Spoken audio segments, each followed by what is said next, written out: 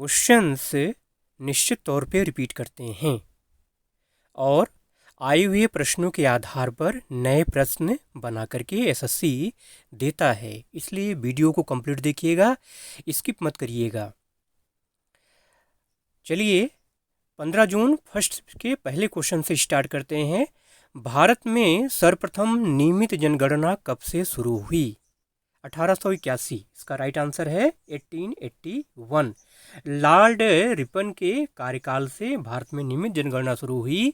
अगर पहली जनगणना की बात करें तो 1872। आपसे अगर पूछा जाए कि आज़ाद भारत की पहली जनगणना कब हुई तो 1951। ठीक है। अंतिम जनगणना कब हुई है? 2011 में। ठीक है। देखिए 2011 की जनगणना के आधार पर क्वेश्चंस बार बार पूछे जा रहे हैं, क्योंकि यही अंतिम जनगणना थी। उसके बाद से जनगणना नहीं हुई कोरोना की वजह से। ठीक है। 2021 में होना था। तो सर्वप्रथम नियमित जनगणना कब हुई है या आधिकारिक जनगणना कब से हुई है? 1881 से, लॉर्ड रिपन के कार्यकाल से। ठीक है। आइए अगले प्रश्न पे चलते हैं। राइडर कप का संबंध किस खेल से है? इसका राइट आंसर है गोल्फ। जी हाँ, राइडर कप का संबंध है गोल्फ से। अगला प्रश्न पूछा गया था कि भीमबेटका की गुफा कहाँ स्थित है? तो भीमबेटका की गुफा मध्य प्रदेश में स्थित है। मध्य प्रदेश का राइट आंसर है। ठीक है। कुछ और जान लेते हैं, जैसे अजंता एलोरा गुफाएं कहाँ है? ये महाराष्ट्र में है। बराबर की गुफा कहाँ है? बिहार में है। ठीक है। अगला प्रश्न देखते हैं। निम्नलिखित में से कौन काकोरी कांड में शामिल नहीं था? अभी तो ऑप्शन पर निर्भर करता है। काकोरी कांड में कौन कौन लोग शामिल थे, उनका नाम आपको बता दे रहे हैं। ठीक है। राम प्रसाद बिस्मिल, अशफाक उल्ला खां, राजेंद्र प्रसाद लहड़ी, रोशन सिंह, चंद्रशेखर आज़ाद। ठीक है। 9 अगस्त 1925 को काकोरी कांड हुआ था और इतने क्रांतिकारी उसमें शामिल थे। ठीक है। तो ऑप्शन में जो नहीं होगा, ठीक है, उसके आधार पे आप टिक करेंगे। अगला क्वेश्चन पूछा गया था कि मानव शरीर की सबसे छोटी इकाई क्या है? तो मानव शरीर की सबसे छोटी इकाई है कोशिका, सेल। सेल की खोज की अगर बात करें तो रॉबर्ट हुक ने 1665 में कोशिका की खोज की। ठीक है। कोशिका के अध्ययन को साइटोलॉजी कहा जाता है। ठीक। अगला प्रश्न, शरीर में शुद्ध रक्त किससे प्रवाहित होता है? तो शुद्ध रक्त धमनी के द्वारा प्रवाहित होता है, ये इसका राइट आंसर है। अशुद्ध रक्त की बात करें तो शिराओं के द्वारा अशुद्ध रक्त हृदय को जाता है। ठीक है। अगला प्रश्न पूछा गया आपसे कि गोल्डन गर्ल किसकी आत्मकथा है? तो गोल्डन गर्ल पीटी उषा की आत्मकथा है। और लेखक की अगर बात करें तो पीटी उषा और लोकेश शर्मा, ये कंबाइंड लेखक हैं इस पुस्तक के, गोल्डन गर्ल। ठीक है। पीटी उषा को उड़न परी के नाम से भी जानते हैं, पूछा जा सकता है। ठीक है। और वर्तमान में पीटी उषा भारतीय ओलंपिक संघ की, मतलब IOA, ठीक है, इंडियन ओलंपिक एसोसिएशन की अध्यक्ष भी हैं। ठीक है। अगला प्रश्न देखते हैं। क्रिकेटर ऑफ द ईयर 2018 किसे प्रदान किया गया? तो Virat Kohli. Cricketer of the year 2018 किसको प्रदान किया गया? विराट कोहली को प्रदान किया गया। अगला प्रश्न पूछा गया था कि अकबर के शासनकाल में वित्त एवं राजस्व मंत्री कौन था? राजा टोडरमल इसका राइट आंसर है। अगला प्रश्न पूछा गया कि मुख्यमंत्री लाडली लक्ष्मी योजना 2.0 किस राज्य सरकार की योजना है? तो ये मध्य प्रदेश सरकार की योजना है। कुछ और योजनाएं जान लेते हैं, जैसे एक जिला एक उत्पाद, ये उत्तर प्रदेश की प्रसिद्ध योजना है। उड़ान योजना झारखंड की है। पहल योजना उड़ीसा की है। ठीक है। आइए अगले प्रश्न पे चलते हैं। दिलवाड़ा के जैन मंदिर कहाँ स्थित हैं? तो माउंट आबू, राजस्थान इसका राइट आंसर है, दिलवाड़ा के जैन मंदिर। ठीक है। ये बढ़िया क्वेश्चन है, बार बार पूछा जाता है। अगला प्रश्न पूछा गया था कि यामिनी कृष्णमूर्ति का संबंध किस नृत्य से है? तो भरतनाट्यम और कुचिपुड़ी दोनों होगा। ऑप्शन में जैसा दिया रहेगा वैसा आप टिक करेंगे। कुछ और नाम जान लीजिए। सोनल मानसिंह, ठीक है, पद्म सुब्रमण्यम, इन सब का संबंध भी भरतनाट्यम से है। अगला प्रश्न पूछा गया था कि खुदाई खिदमतगार संगठन के संस्थापक कौन थे?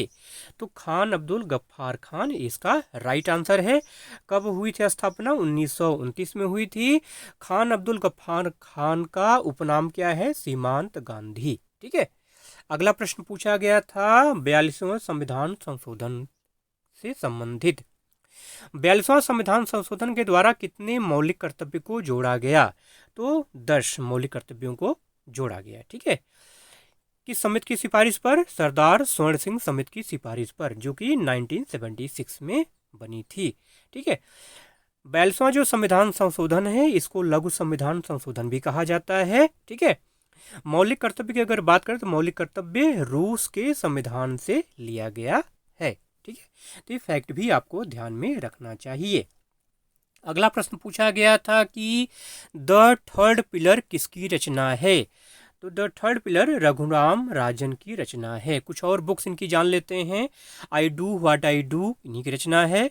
फॉल्ट लाइंस ये भी रघुराम राजन की रचना है। तीनों किताबें बहुत फेमस हैं। ठीक है।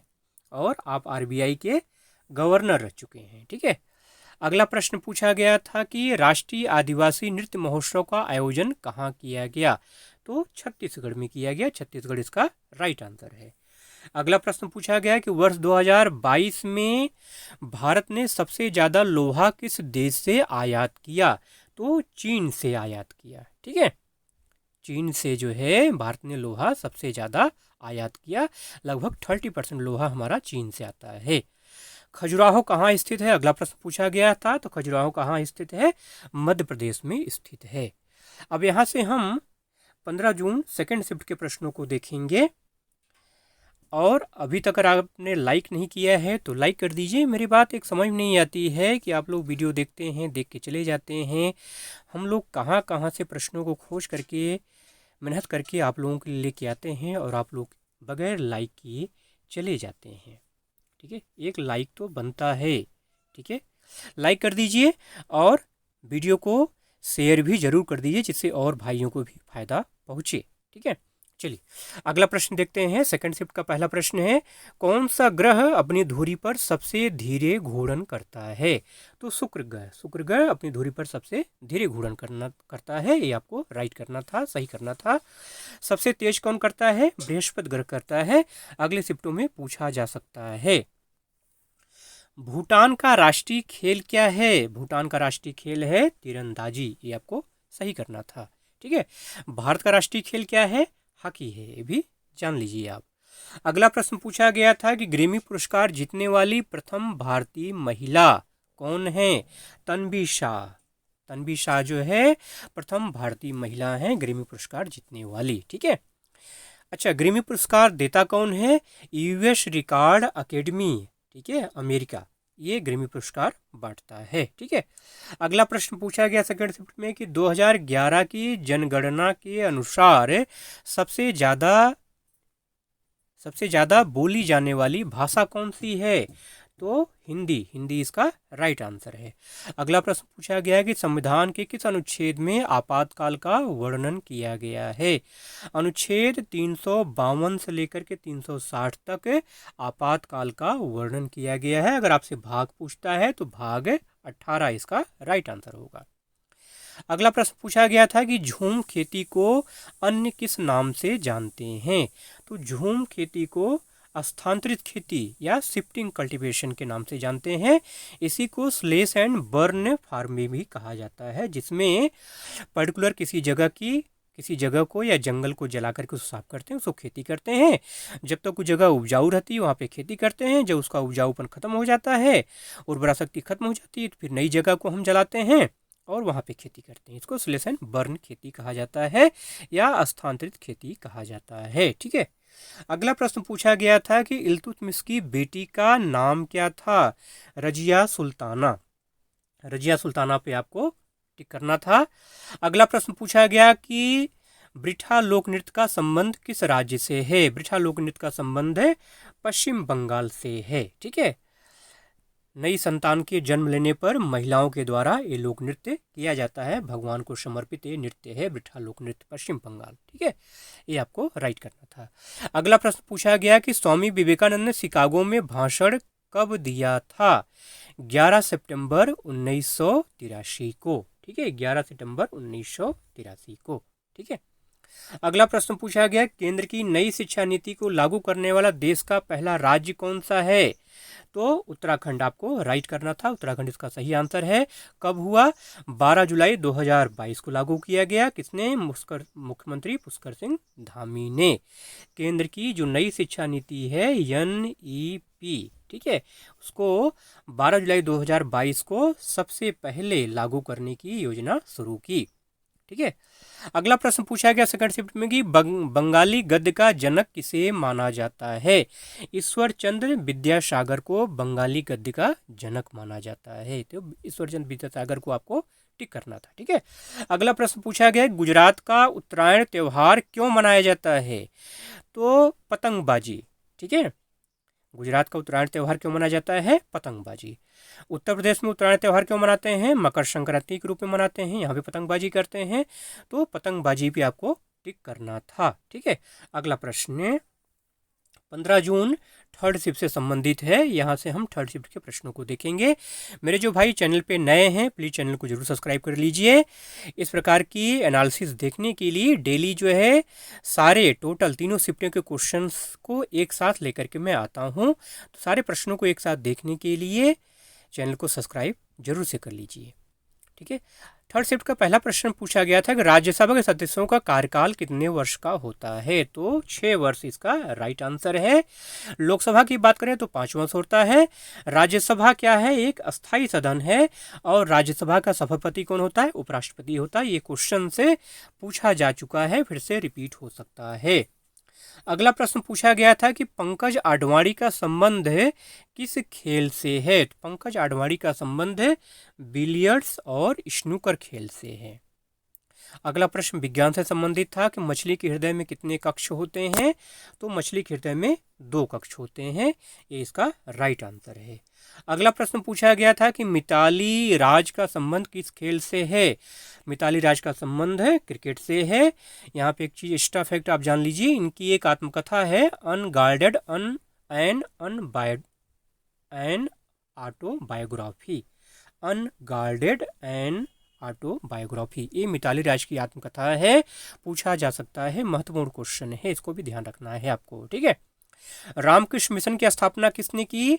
स्वामी विवेकानंद ने। देखिए अभी रामकृष्ण मिशन के ऊपर क्वेश्चन ऊपर आया था, स्वामी विवेकानंद के बारे में ऊपर चर्चा हुई थी ना, क्वेश्चन घुमा करके फिर उसने क्या किया?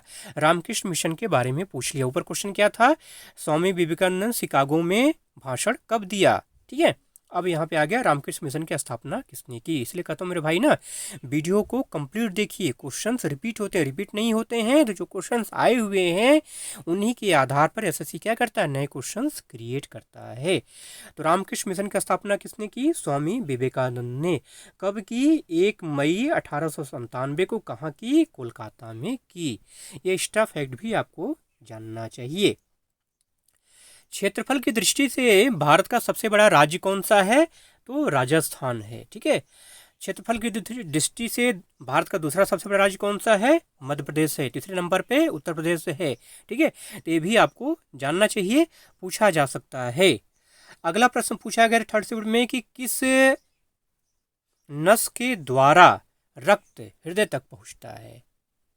सुपीरियर वेना कावा, ये आपको राइट करना था। सुपीरियर वेना कावा के द्वारा रक्त हृदय तक पहुंचता है। ठीक है, अगला प्रश्न पूछा गया था कि नील विद्रोह कब हुआ था? तो नील विद्रोह हुआ था 1859 में। कहाँ हुआ? पश्चिम बंगाल में हुआ। किसने किया? ये नील उत्पादन करने वाले किसानों के द्वारा किया गया एक आंदोलन था, जो बंगाल के किसानों के द्वारा सन 1859 में किया गया था। ठीक है, अगला प्रश्न 42वां संविधान संशोधन, अभी क्वेश्चन ऊपर आया था, दोबारा एक क्वेश्चन रिपीट हो गया।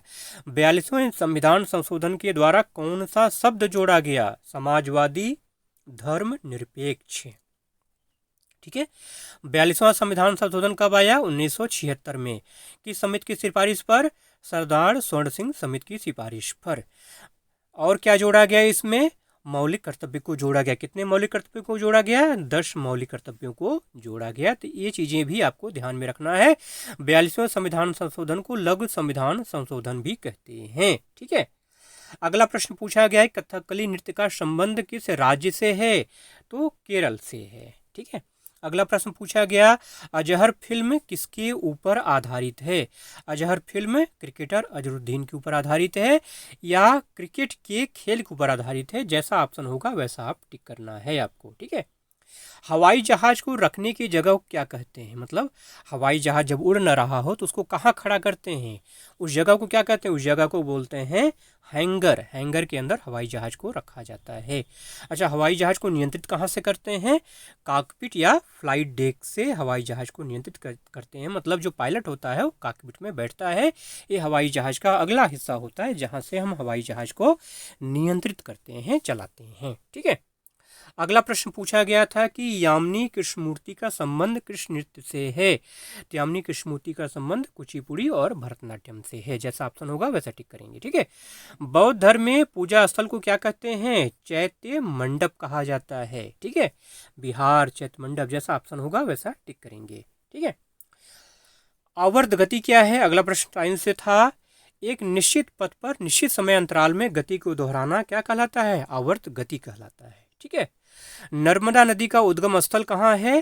तो अमरकंटक मध्य प्रदेश, ये नर्मदा नदी का उद्गम स्थल है। नर्मदा नदी मध्य प्रदेश, गुजरात और महाराष्ट्र से होकर के बहती है। अगला प्रश्न पूछा गया है थर्ड शिफ्ट में कि गुड़ी पड़वा किस राज्य में मनाया जाता है? गुड़ी पड़वा महाराष्ट्र का नववर्ष है। मराठी नववर्ष के रूप में गुड़ी पड़वा महाराष्ट्र में मनाया जाता है। ठीक है। अगला प्रश्न, निम्नलिखित में से कौन सितार वादक नहीं है? अभी तो ऑप्शन पर निर्भर करता है। सितार वादक कौन कौन से लोग हैं? नाम बता दे रहा हूँ आपको। पंडित रविशंकर, उमा शंकर मिश्र, विलायत खान, निखिल बनर्जी, ये सब कुछ प्रसिद्ध नाम हैं सितार वादक के। ठीक है। अगला प्रश्न आपसे पूछा गया था कि गुलाबो शपेरा का संबंध किस नृत्य से है? तो कालबेलिया नृत्य का संबंध है गुलाबो शपेरा से है। कालबेलिया नृत्य कहाँ होता है? राजस्थान का लोक नृत्य है ये। अगला प्रश्न पूछा गया कि चोल वंश का संस्थापक कौन था? चोल वंश का संस्थापक विजयालय को माना जाता है। 1850 से लेकर 1870-71 के बीच इसका समय माना जाता है। ठीक है। और ये पल्लव अधीनता में उदयपुर प्रदेश का शासक था। ठीक है। विजयालय इसका आपका राइट आंसर है। ठीक है। अगला प्रश्न पूछा गया साइंस से कि हृदय तक अशुद्ध रक्त कौन ले आता है?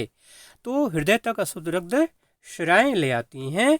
शिराएं शरीर के सभी हिस्सों से हृदय तक CO2 युक्त, मतलब कार्बन डाइऑक्साइड युक्त रक्त ले आती हैं। साथियों, अगर आज का वीडियो आपको अच्छा लगा हो तो प्लीज़ इसको लाइक शेयर जरूर करिएगा और चैनल पर अगर नए हैं तो प्लीज़ चैनल को सब्सक्राइब जरूर करके सपोर्ट जरूर करिएगा। पूरा वीडियो देखने के लिए आपका बहुत बहुत धन्यवाद।